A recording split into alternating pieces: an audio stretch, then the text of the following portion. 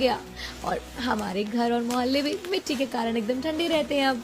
अब तो नहाने में भी मिट्टी नहीं लगती। मेरे तो पति एकदम खुश रहते हैं, दूध जैसे चमकते कपड़े मिलते हैं अब उन्हें।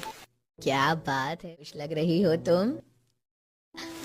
आपकी बदौलत काकी, देखो ना, आपने मिट्टी के फायदे बताए और उसके कारण अब हम सभी गर्मी से छुटकारा पा चुके हैं। हम सभी ने अपने घरों को मिट्टी से बना दिया है और पूरा मोहल्ला अब ठंडा रहता है। बच्चों को भी आराम हो गया है।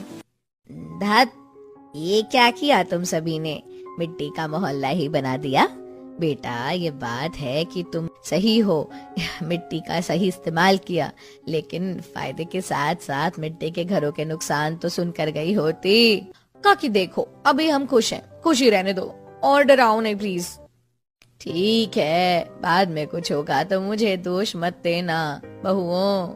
सारी औरतें खुशी खुशी अपने घर आती हैं और सभी की जिंदगी हंस। गर्मी का मौसम धीरे धीरे बीत जाता है और ठंडे मिट्टी के घरों के कारण किसी को एहसास तक नहीं होता कि कब बारिश आ जाती है। आधी रात अचानक से तेज बिजली कड़कड़ते हुए बारिश शुरू हो जाती है। पापा, बारिश हो रही है। तू भीग नहीं रही है, सो जा चुपचाप। हमारा मिट्टी का पार्क तो बारिश में बह जाएगा। माँ तो डांट कर सुला रही है, अब क्या करूँ। रिंकी चुपके से बाहर आती है और धीरे धीरे सभी घर से अपने दोस्तों को। क्या हुआ, ऐसे क्यों बुलाया तूने। देखो दोस्तों, बारिश कितनी तेज है। अगर सुबह तक के ऐसे ही चलती रही तो हमारा पार्क पूरा बह जाएगा। अरे, ये तो हमने सोचा ही नहीं। इसे हम एक बड़ी सी प्लास्टिक से ढकना चाहिए ताकि ये गलकर ना बहे। जिसके बाद सभी बच्चे एक बड़ी सी प्लास्टिक का इंतजाम करते हैं और अपने पार्क में बनी हर चीज को प्लास्टिक से ढक देते हैं। वहीं दूसरी तरफ मोहल्ले के सभी लोग चैन से सो रहे थे। अब हमारे झूले को कोई नुकसान नहीं पहुंचाएगा, चलो अब सो जाते हैं। फिर बच्चे अपने अपने घरों में जाकर चैन से सोते हैं।